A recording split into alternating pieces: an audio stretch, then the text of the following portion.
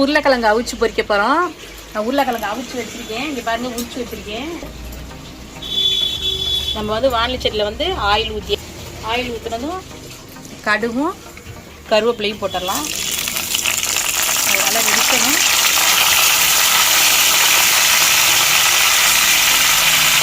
அடுத்து நல்லா வெடிச்சிடலாம். கடுகு வெடிக்கணும். நல்லா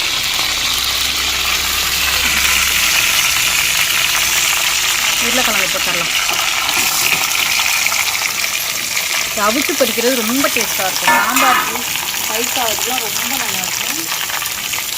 மஞ்சத்தூள் போட்டுடலாம். நான் வந்து அவிச்சதுலேயே கொஞ்சம் உப்பு போட்டிருக்கேன் உருளைக்கிழங்குல.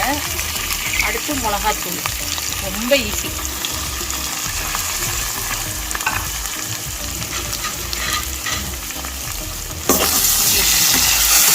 உப்பு வந்து கொஞ்சமாக பார்ப்பேன். நான் முதல்ல போட்டிருக்கேன், அதனால் கொஞ்சமாக உப்பு போட்டுக்கிறேன்.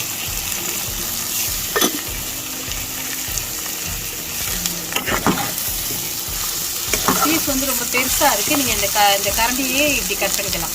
கரண்டிலேயே இப்படி கட் பண்ணிக்கிட்டாக்க அழகாக மொறுன்னு வருங்க. அருமையாக இருக்கும். கொஞ்சம் எண்ணெயிலே வேகட்டும். அந்த மசாலா வடையெல்லாம்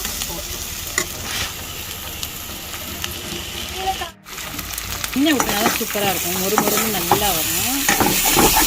அப்படியே உள்ள வரும்.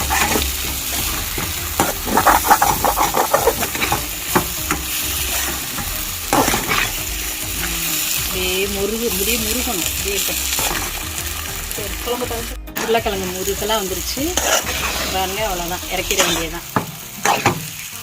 ரொம்ப டேஸ்ட்டாக இருக்குங்க. இப்படி வேறு நீங்கள் அவிச்சு பொறுத்து பார்த்தீங்கன்னா ரொம்ப டேஸ்ட்டாக இருக்கும்.